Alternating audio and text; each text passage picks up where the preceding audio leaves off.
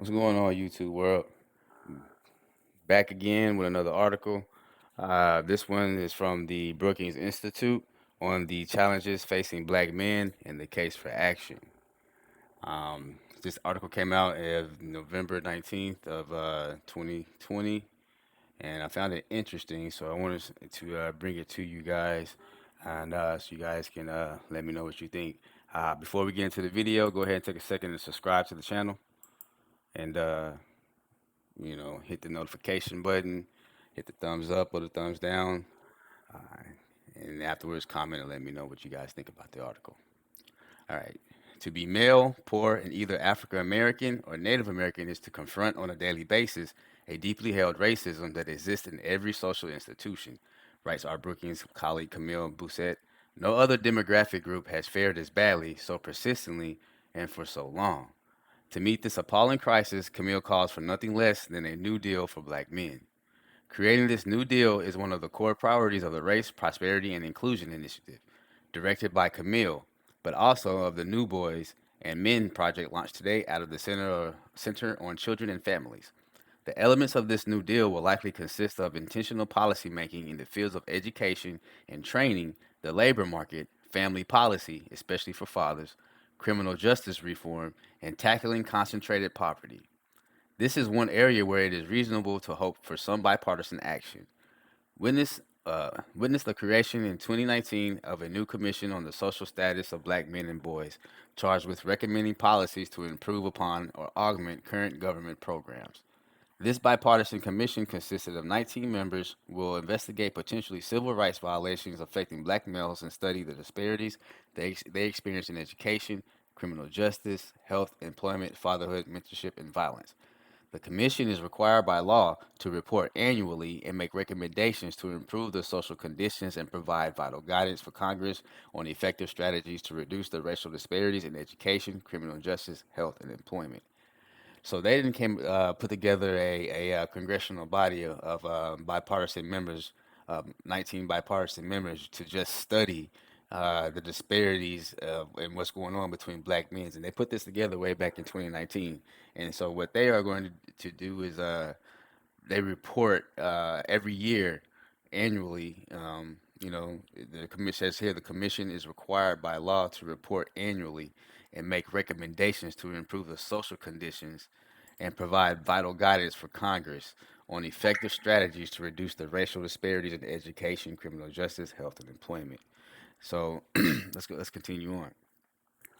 The legislation to create the commission was introduced in the House by Representative Frederico Wilson and sponsored in the Senate by Marco Rubio, Kamala Harris, Cory Booker. This is a welcome and positive development. It will be important for the commission to fully understand the challenges black men face, challenges facing black men specifically in order to target policy appropriately. Black boys and black men in particular run the gauntlet of a specific brand of racism at the sharp intersection of race and gender. Here we provide some key facts on black men outcomes in 8 important domains compared to black women, and white men. So the first one that started comparing was education. All right.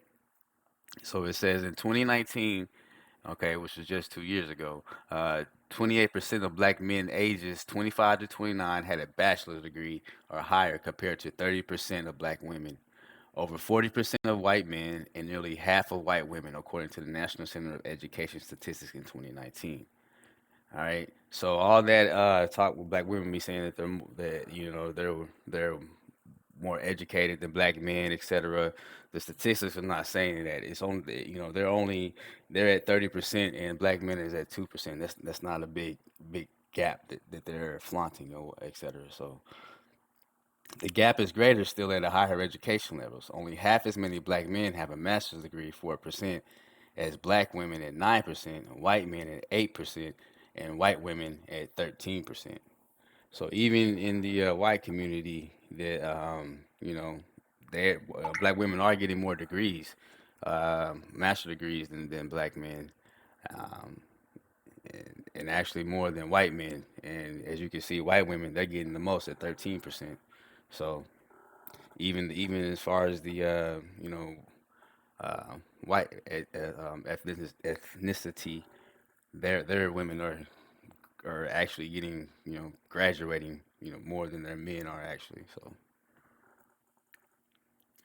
two, upward mobility. Black women and white women raised by low-income parents, those in the bottom 20% of the income distribution, have similar rates of upward intergenerational mobility, measured in terms of their individual income as adults.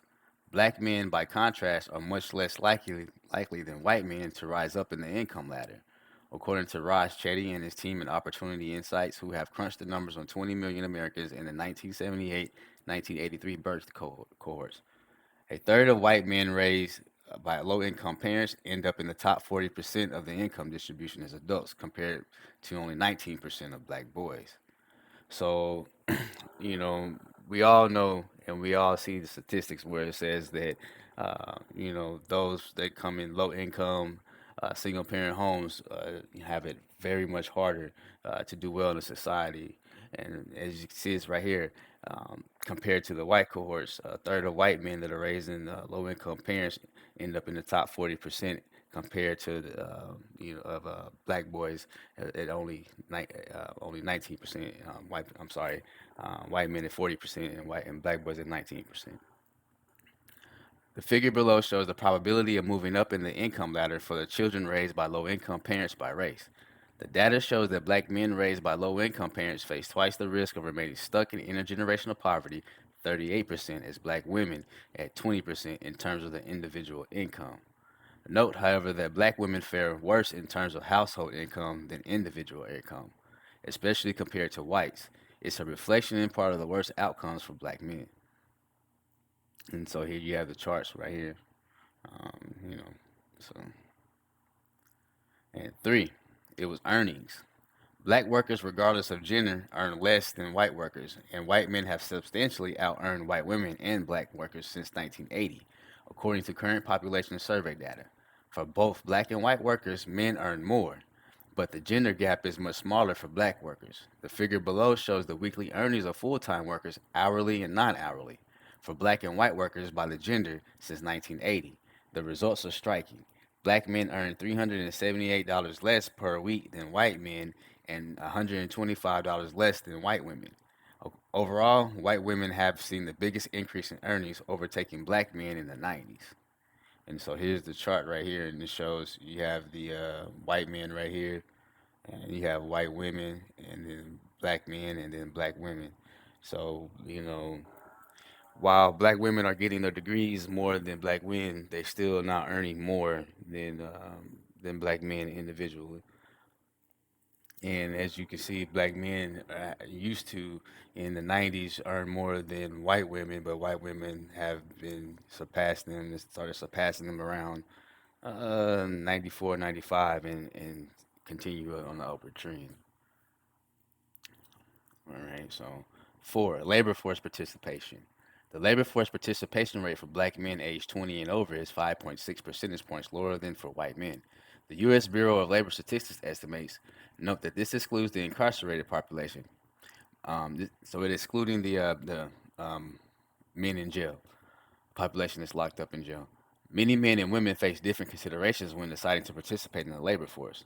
So here for simplicity, we compare black and white men in terms of labor force participation. So this is only comparing black men and white men um, age 20 and over in the annual average. So as you can see, the labor force, 72% of white men were participating in the labor force in 2019, and it was starting to go down in 2020 to 70%, and black men in 2019 was 68% and dropped down to 66% in 2020. So, and that more than likely had something to do with the coronavirus and the pandemic hitting. Unemployment during the COVID-19 pandemic. Black men have the highest unemployment rate of civilian non-institutionalized black and white men and women over age 20, according to the Bureau of Labor Statistics. There was a large race gap in unemployment, independent of gender. Um, so it was a large. So the gap was large. Unemployment gap was large for race. It didn't matter whether you were male or female. Even before COVID-19 swept the U.S. Prior to March 2020, black men consistently had among the highest unemployment rates of black and white workers. Unemployment shot up for everyone in April, and black women faced higher unemployment than black men for 2 months.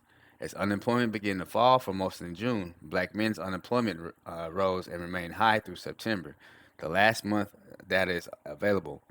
In September, 12.6% of black men were unemployed compared to 6.5% of white men. And as you can see, it shows these stats right here.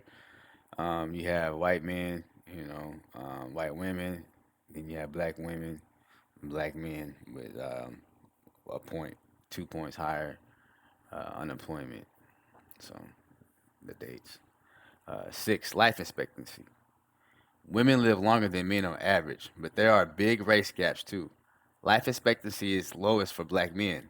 Among black and white people, according to the CDC National Center for Health Statistics, both at birth and at age 65.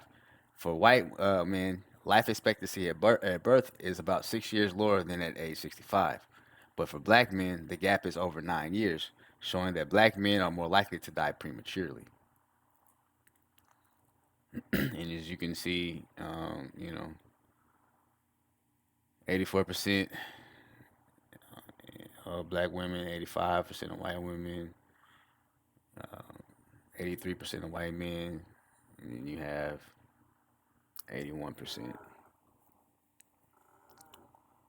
COVID-19 death. Black men have been the most likely among black and white Americans to die of COVID-19 at the rate of 2.4 times that of white men.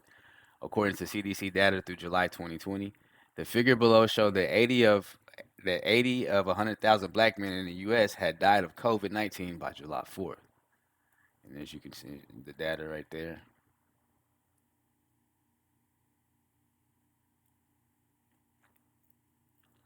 Criminal justice. Black men face a higher chance of being incarcerated according to Bureau of Justice data. The figure below shows the proportion of state and federal prisoners of each race and gender compared to the share of the U.S. adult population. Black men are overrepresented among prisoners by a factor of 5. So here was the statistics right here. The green is the portion of the U.S. population over 18. The blue is the portion of Senate, state, and federal prisoners. So, you know, black women are the least incarcerated. I will say that. And black men are the most incarcerated, followed by white men and then white women. The case for action. Those are hard facts, but ones that have to be faced in order to respond to the once in a generation moment of racial reckoning taking place in the U.S. right now. Policymakers should consider black men's experience in these select facts through the lens of intersectionality, a framework pioneered by Kimberly Crenshaw for examining how identities can combine to create specific nodes of disadvantage. Intersectionality points to the need to see individuals in the context of a wide range of identities rather than a simple binary terms, such as male or female, black or white, gay or straight. That this can highlight the position of multiply burden groups, as Crenshaw puts it. On many social and economic measures, black men fare worse not only than white men, but white and black women. As we show above, part of the cause is that black men are uniquely stigmatized. According to the studies of implicit bias conducted by political scientists Ishmael White and Kareem McConaughey, more than 40% of white respondents rank many or almost all black men as violent. So they did a poll, and 40% of white respondents um, rank many or almost all black men as violent. I mean, I think that's portrayed by the media, you know, our own women, the things some of our own women say and push on social media. Um, and wow, that's almost 50%, man.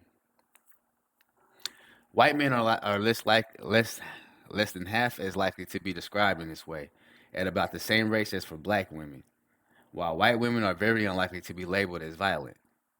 So white women were less than half as likely to be described as violent, even though they shoot up schools and all kinds of stuff. And they were so white men were they were polled at saying that white men were just as violent at about the same rate as black women, and white women aren't violent at all. Wow. It's no surprise then that black men are also more likely to be stopped by the police, more likely to be frisked, more likely to be arrested, more likely to be convicted, and more likely to be killed by law enforcement. As Rashawn Ray, a Rubenstein Fellow at Brookings, argues, black men have a different social reality than the black female counterparts, he writes.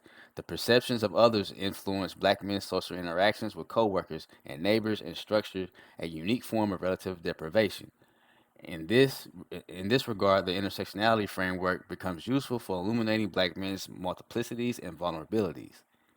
Given the weight of evidence on the specific and unique plight of black men, general policy recommendations will not suffice. Breaking the cycle of intergenerational disadvantage for black boys and men requires first a deeper understanding of gendering of their race and this racialization of their gender and the radicalization of their gender. And second, a battery of specifically tailored policy, interventions, a new deal for black men, no less. All right, so that is the article, Challenges Facing Black Men and the Case for Action. It came out in November of 2020, and it was an interesting read. So I wanted to bring it to you guys. So comment below, subscribe to the channel. Let me know what you think about the statistics and about, especially about how white men were perceived to be as just as less violent, as you know, or as violent as black women, and white women is seen not violent at all. So if you like the content that I provide for you, like, subscribe, and comment to the channel. Until the next video, peace out.